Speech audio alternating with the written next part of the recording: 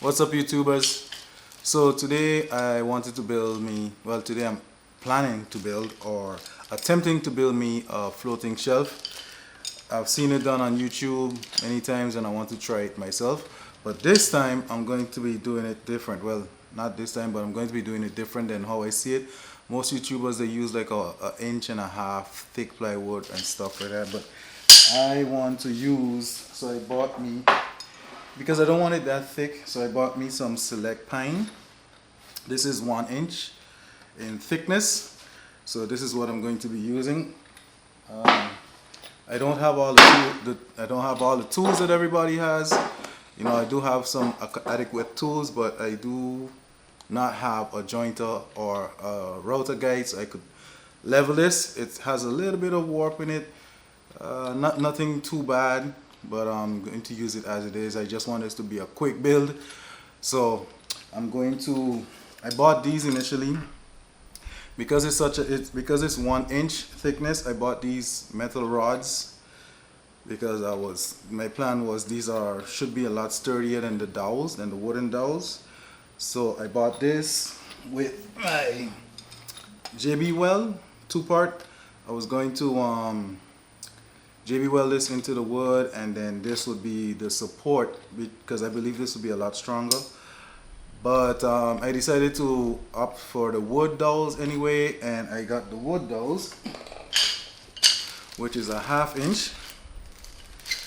So now this can go one or two ways. This can go really bad because the 1/2 inch may be too big. So when I cut into the 1 inch, I don't have enough space, or it might be just barely enough remaining of wood, so it might either break it or not, but we'll see. This is my first attempt and I'm trying something different because I want a thin piece of wood. I don't want the full 1.5 or that 2 inch thick plywood, that thick look. I'm trying to go for something really minimal. So follow me, let's see how it goes.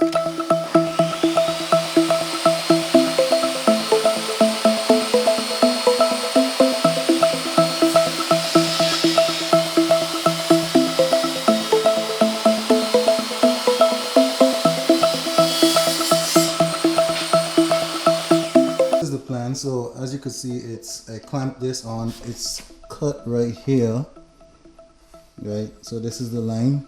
I cut this right here, go straight across, and now what I'm going to do is I'm going to drill holes for the dowels. So hold on, let me see if I can get one of these out. Be right back. Alright guys, so what I did is now I clamped this here so that I can get the line back where I cut it. And now with the dowels, what I'm going to do is I'm going to drill holes in here that go straight through. So it's going to go at least this deep inside. So like this, and I'm going to put a bunch of these going throughout the wood. And these will be what joins this piece to this piece. This will be screwed onto the drywall, and this will be joined onto this. So follow along and you will see the process.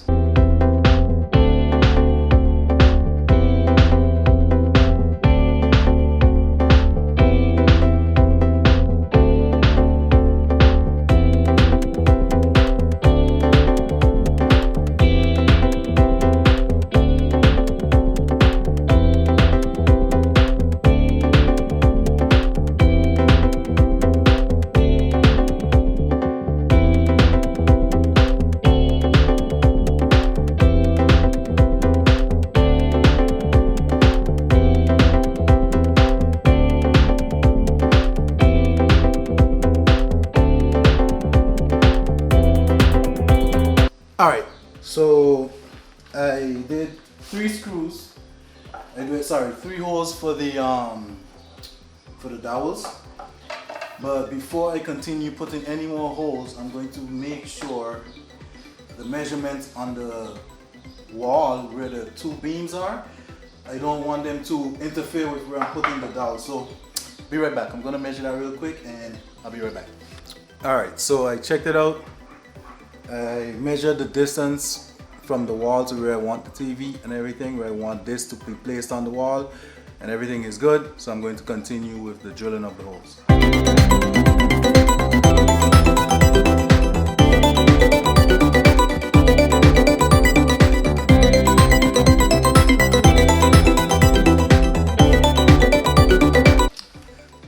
Sorry for the low angle. So another thing I did is I bought these screws because initially I was going to get drywall screws, sheetrock screws, but I figured this would be better, so I got these with this flat head, so that when I screw it, because it's such a thin piece of wood, when I screw this in, this flat piece right here will, see if you can see, hide my face. So this flat piece right here will kind of press against both sides. That's my thought. Press against both sides to kind of hold it from shimmying. As you can see, this is a really thin piece of wood. So fingers crossed, let's see how it works.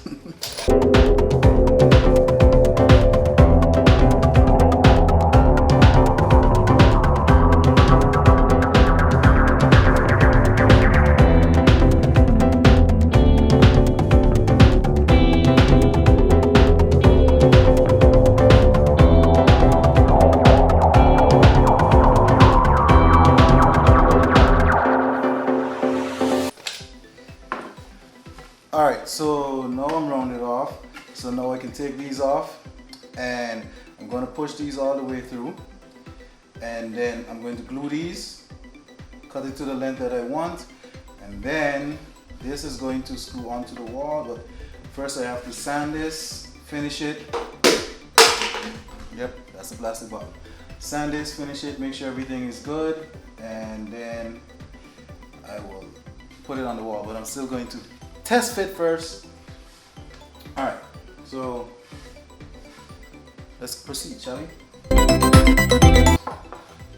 So some of these dowels are a little too tight, so what I'm going to do is, before I put them on, or when I put them in here, because I'm going to glue this, so this will be okay, it'll slip through this, but I'm going to sand the other sides so that it'll slip through here a little easier. It's a little too tight.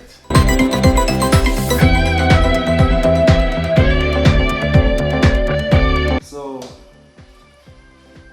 I marked these so I know where they are going. And for example, as you can see, this is the original dowel, and it goes in very nicely. But for some of them it's too tight, like for example this one. So this is the one that I sanded down, and you can see this one goes through nice and snug. So like this, I line these up, and this will go straight through, just like that. And there you go. So like I said, I'm gonna take this out. This will screw into the wall, and I did the measurements. I went inside and I checked the measurements, and it was good. So I'm going to drill a hole in here. First one is, the first stud in the wall is at 13.5, and the second one is at 41.5. So I'm going to drill the holes to put the screws in, and then I'm going to mount this up, test fit it. And once it's all good, then I'm going to start the sanding and the prepping. Alright. Alright, so I sanded down the dowels and I countersinked the hole, as you guys can see. So now this goes, let me screw it in so you guys can see real quick. See, so now this goes all the way inside here. So when I screw this into the wall and I put the other piece onto this screw would not be in the way. So, and I sanded down the dowels so that they could fit on the inside. So now I'm going to sand this down, and and prep, get it ready for the install. Sanding, fun times.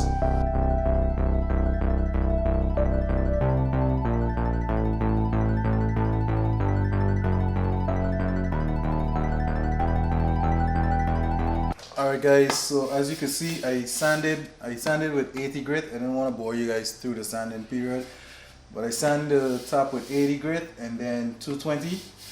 I kept the bottom just with the 80 because I mean no one is really going to feel the bottom, but I wanted to do that as well so I could differentiate which side is the top and which one is the bottom. So as you can see, they line up pretty nice. So I'm going to take this out, and then this is going to screw into the wall where you see these two holes right here, these two pivot points. This is going to screw into the struts in the drywall, and then this is going to push back into it, and it's going to hide the seam, and it's going to look seamless. It's looking good. I like it. I like it even more so because of how thin this is. You know, as compared to the thick ones that I see a lot of people doing on YouTube. I prefer the thin look. So it's just going to look like a thin piece of slab of wood is just floating on literally nothing. I wish it had more struts in the drywall, so I could at least put a next one here. You know, I'm kind of iffy about just the two studs, but that's all I have to work with. So it is what it is. So I'm just going to dust this off now, and then I'm going to pre-stain it, and yeah, we'll go from there.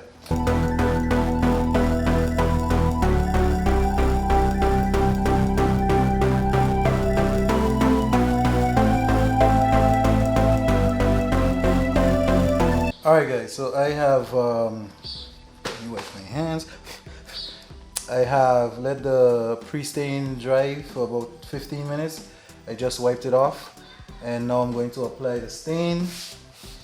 The stain I'm using is Minwax. It's the Cherry 235 semi-transparent. So don't know how this is going to look, but let's see how it looks. So normally use a cloth to do this, guys, but I'm just using a piece of napkin. Wipe it on.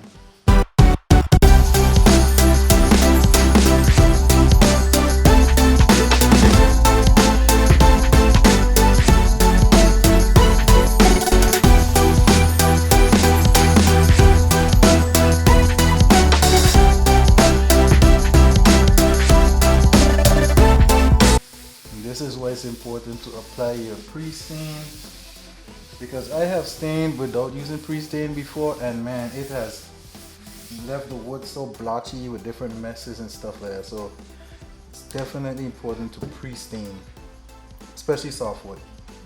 Okay, so it's been 10 minutes. Well, it's actually been more than 10 minutes. So I'm going to wipe off the excess now. I'm using this cloth to wipe out the excess. This is the back side. I'm not sure how I feel about this thing, guys. It's a cherry, but, and I looked up this too. I looked it up before, but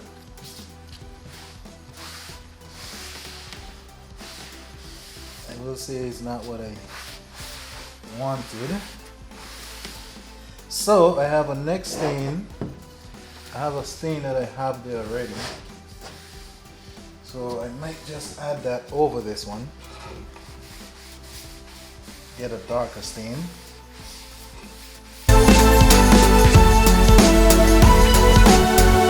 Guys, I am so sorry. The card was full and I didn't know, and I did a whole bunch of talking and I thought it was recording and it was not. But I decided to change the stain. I had this stain. Like I said, I had the Provincial, and this is the outcome. I prefer this much more. I added this coat, so now I'm just going to wipe it down. It's been 10 minutes since it's set, so I'm going to wipe it down, and that should be it for that. And then I have hold on. Then I have the polyurethane. I have the clear, the warm gloss clear. I bought the can, so I'm just going to spray it on and leave that set overnight. So I'm just going to wipe this off, wipe off the excess. I prefer this a lot more than the cherry. The cherry was a little too much on the pink side for me, but this is a beautiful stain right here. I like this one a lot. So I'm just wiping off the excess, and then I'm going to leave it dry.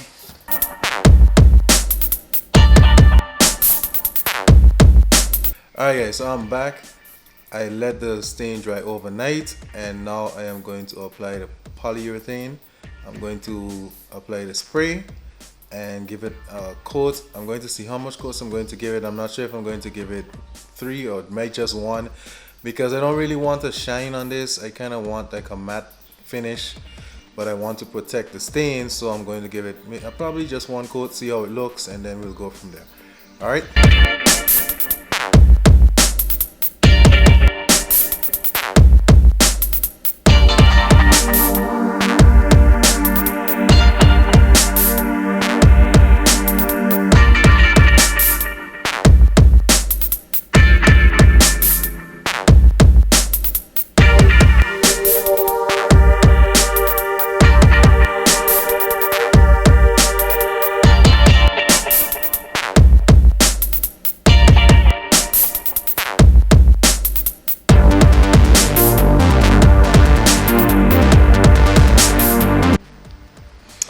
Alright guys, so it's been 5 hours since I did the first coat.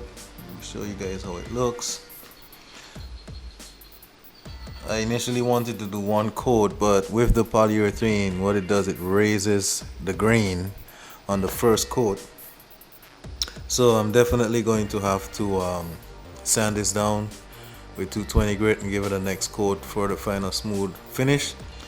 But before I do that, it's drying now, so I'm going to test fit it, see how it works in the wall, and then I'll sand it and come back and give it a second coat.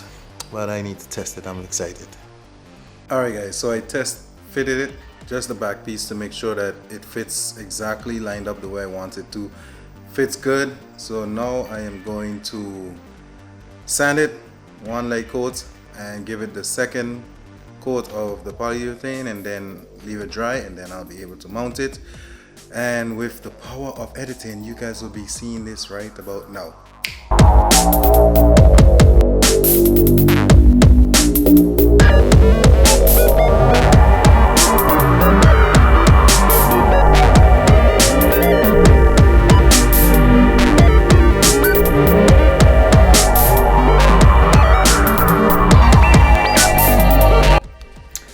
Alright guys, so this is the final product.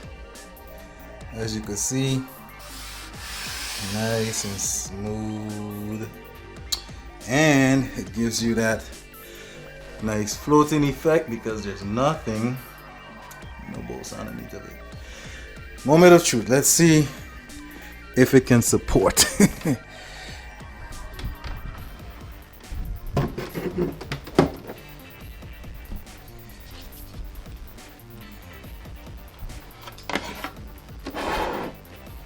Here we go. Got my PS5. Alright guys, hope you enjoyed that, and yeah, if you want to see more, do hit that subscribe button, like and follow. Till the next one guys, y'all stay creative.